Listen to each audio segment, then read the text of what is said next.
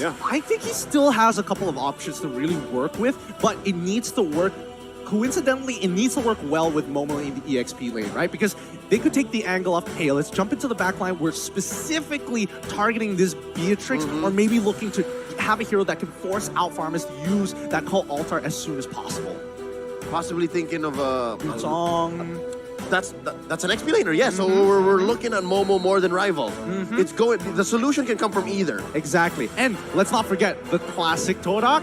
They might even just whip out a Lunox into the jungle for fun, you know? You never know. It's not impossible that the carry could also go into the jungle. Yep. If you're looking at already Kairi hunting down the carry, it doesn't mind. I wouldn't mind it being a mirror match here, like just legit having them both farm up. But ooh, I can't believe that the Kadira was snubbed for. I'm not sure if it was banned in the next couple of matches, but we saw it game 1, blacklist in the hands of Haji, and then just again today to close up the night. Yeah, I think this is a really good pick, especially when it's up against someone So like good. Yves, and not to mention that when you are looking for that one-shot potential against these marksmen, no problem. If I'm not looking for Yves, I'm just going to make sure Chico doesn't get to play the game. Are we looking at is this a... Where is the Faramis going in this case? Is it Keyboy? Is it a Roam Faramis? A Faramis? Yup. We just had a moment there. I'm sorry. Or is it our eye contact is just through the or is roof it a right mid? now. Yeah, it could be a Kadira. mid. Either way. Either way, they it's could still flip it. possible. Could be, correct, yeah. All right, now, I will mention that there is a possibility that both of them might take roam boots, both looking for those, I don't know, it could be a dire hit for all I know, coming in from Kadita, and we're expecting, Farmis to be the one. We won't know just yet until we get into the game and look at that emblems. Now, Ling, and as well as Masha, very, very interesting. Masha, just the worst for marksmen, but Fredrin to be the shield of Onic. Oh, this is, I wasn't expecting a Masha to pop up here already in day 1, but I agree. Again, we were talking about spiciness, right? You can consider this a little bit of spiciness, right, for this last game of the day here. But like I expected too, it's going to be that Ling Fanny matchup here. Both teams have to be able to secure that early jungle pacing. And I got to say, for Kairi, it's going to be difficult because you got a Hilda across from you. Yes. And we know how much havoc a Hilda can cause. Not in the jungle. just, as well as the Masha. Yes. But just the same, Todak's lineup here, that's way too much scaling. You're expecting too much from the map in terms of XP and gold. You're looking at a carry, an Eve, a Ling, and a Masha. How are they going to make that work? Look, I think they have some kind of orthodox way to get through certain phases of the game that are really awkward for TODAK, but very clearly in Onic's favor. So we're just going to have to keep our eyes sharp here. Don't miss a moment of this matchup as we jump into the land of Dawn. Our very final game of day number 1 comes down between TODAK versus Onic Esports. All right, can confirm now that the Faramis is going into the hands of Sans, and it is a roaming Kadira. Watch out, look, Momo! Oh, already. So soon. Yeah, so very That's the plan, that's the game plan. That's exactly what you were calling. Kairi, though, first blood drawn by Yumski. And as we were saying, these two heroes alone are going to cause havoc for Kairi. What? What ult? I mean, What ult? Level 1. this is, they cheesed them. They sent Momo in as well. They let go of Momo's very first wave to pull this off. That's crazy. That's just nuts. What? How? How? It's all about the collapse. Again, Kairi is rocking the high and dry. He's expecting that there would be... I think that's what I was expecting as well. They're looking for some scaling, looking for at least to build up some EXP and some gold to make this matter. But instead, they went the complete opposite. It's a total langar. Just bumped straight into the jungle. That's the idea. And even Onic, they are a little bit more aware of what Yumski is trying to do, but Kairi is losing levels of time. Yeah, Yumski going to be careful here if he can, but Kairi able to take the revenge, gets the kill. But Rival now should be able to just secure himself a purple buff. Oh my goodness, this is the plan all along. Attack the jungle, take away the early game prowess with just simple tactics. Really nicely done by TODAK all the way through. And I think this is how it's going to work for TODAK. Their game plan is to disrupt the jungle, force Onic to send 2 or 3 members from either their lanes or force mid to go into that jungle to protect Kairi, and then eventually they will find equilibrium. Hell, even break even, make more money. Look, they're 300 gold lead, 2 minutes in. I mean, I hate the fact that they were able to pull this off because Momo, he comes back into lane and look at it. He's level 3, 2 Boots who just hit level 4. Very slight difference, but he's going to hit level 4 eventually. Like, Momo just needs 2 minions. But I think this still works out, right? All of that in the last 2 minutes just makes a breeze for the first turtle here. So that's already huge, at least in terms of economy. But here in the mid lane, Yumski going to be the focus again. Oh, can he get away? One hit, he's going to bob and weave and survive. The moves and grooves. Moves and grooves. As you put it so eloquently, could have been, but that's what you get with the Hilda. That's why there's a room for her in the meta at all times, especially when assassins like Ling and Fanny are a thing. It's got to be so frustrating because Onic invested a lot of time and a lot of movement on the map. 5 people made contact with Yumski before he got out of there, popping that sprint at the same time. So at the very least, Onic now setting up that front line, making sure, you know, TODAK doesn't get too far away with this. And he's not stopping. Look, he's there again. He brought Rival there. Oh, Onic Esports, though, trying to do their best to work around it. It's Chiku, guys, that falls here. Now they're going to get out of dodge the best they can. Yumski going to be the focus. They're still looking to pursue as Boots goes in, gets the taunt, but Moon gonna have to flicker out. It's Yumski gonna be the focus again. Kyrie grabbing another kill. There we go. Onic seeing exactly what they need to do. Saw Yumski and we're like, okay, there might be more this time. TODAK might escalate things. And as soon as Chiku guys came into vision, instant pounce. Yeah, fool me once, shame on you. Fool me twice, not gonna happen. So Onic understands that they have to make the most of these rotations. If they're gonna answer, something's gotta give. They have to commit something and gain something. Rival. What? Oh, he got really, really close to actually getting that kill, but Yumski gonna, you know, face check it first. I'm very curious as to see how TODAK is actually going to transition into the mid game specifically, because that's when you expect to see Onic really getting out of the laning phase and working as a unit. I think that's a good point, but at the same time, Onic Esports at this point, it took them what, 2-3 minutes to figure it out. That real adjustment already, and now I feel like now that this next turtle is up, they do have a choice. Do we just give it away? But look at the positioning already from Onic Esports. Yumski though gonna spot out CW, but Sands and Boots not too far, but they're too late. Rival able to secure another turtle here for TODAK. I mean, right now Kyrie is getting harassed out of his mind. Even running down towards the turtle, you can see Momo chasing him. Yeah.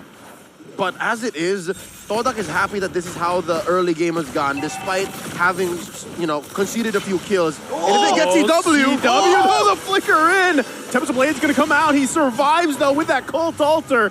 But now Sand's gonna be the focus. He takes all the damage.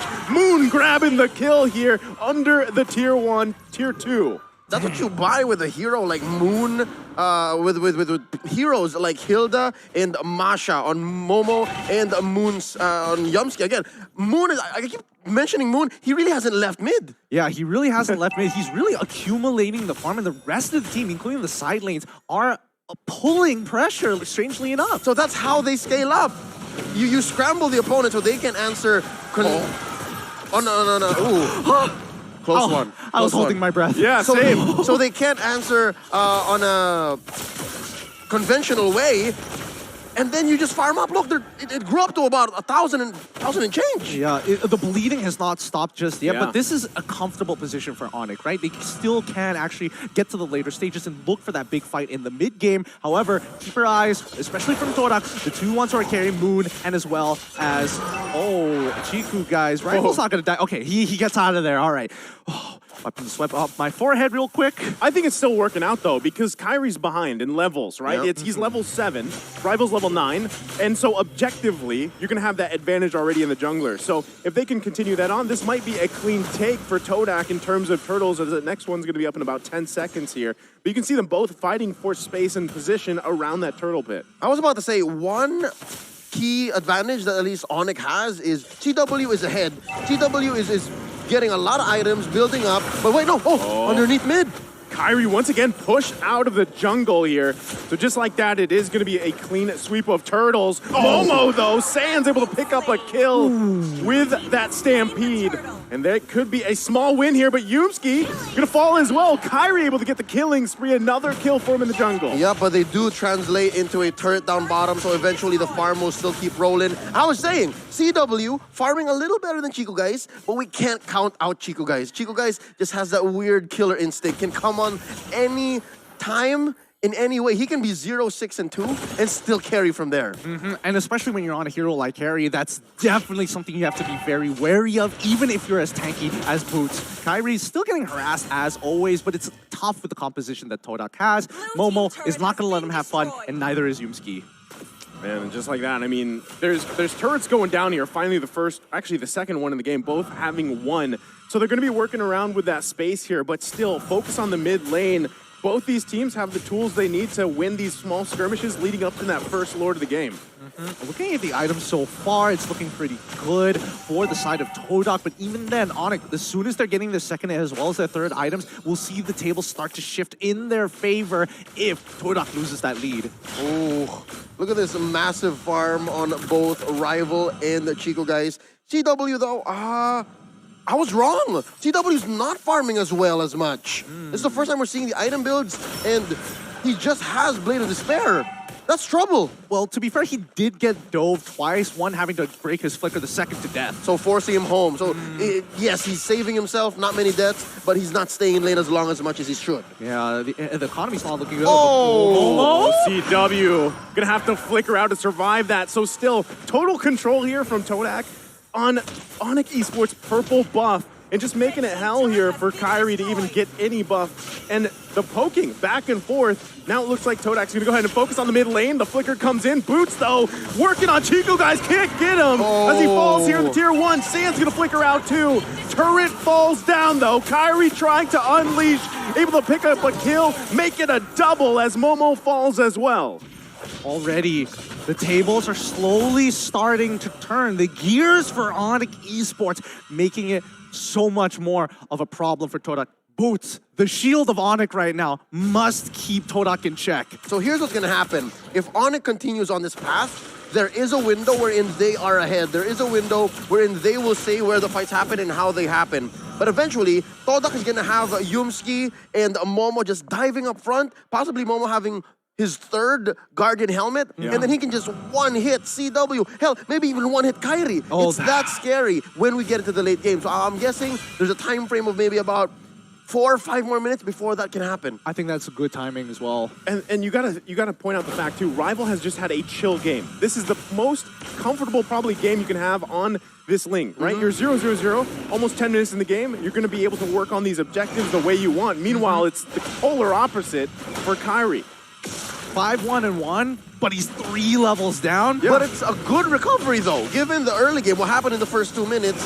But we can counter blessings as much as we want, but it's all about this purple. Who's gonna get it? Rival can Rival secure. They just got lured. Yeah, I mean, again, Kyrie has done a good job working back from this, but still, objectively, it's TODAK with that advantage. Like you guys mentioned, you have Momo and Yumski going to any... Actually, they can even split up each other if they want to, focusing on the back line, protecting the front, causing havoc here. And that's what we're seeing. It's tough for Onic Esports. No, that's exactly it. TODAK right now are doing their... Well, I wouldn't even say it's a split push, but they are doing cross-map plays while Yumski or even Momo is distracting them by purple buff, knowing how important it is for Kyrie specifically to get it. They know a contestation point, a choke point against Onic. Yeah, the reason why the split is so easy for TODAK is because Yumski and Momo can just do whatever they want. They can face off against 3 or 4 members and still get out alive.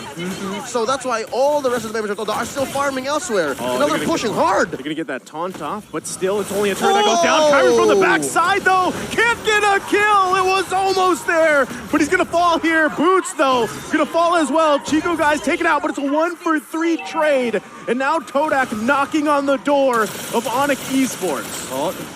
This is getting very sweaty already. One inhibitor has fallen. I was expecting maybe a second one here, but Onic, they've got to be really careful here. They have to stop this bleeding now. That bottom lane inhibitor push is a leaking roof. That is permanent damage. Again, we were just talking about how Momo and Yumsi can go wherever they want. This makes it worse. You constantly have to send someone to clear that wave down bottom, or else you suffer a possible split push win.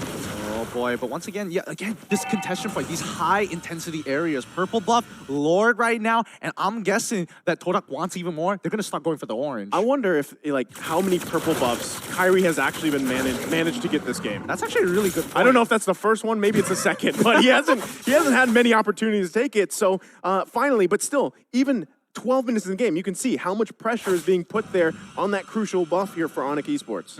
For sure. And I think let's keep in mind, let's have a look at the replay one more time for that fight, because even though Onic looked like they had the initial upper hand, it turned around so quickly once Momo got into the fight.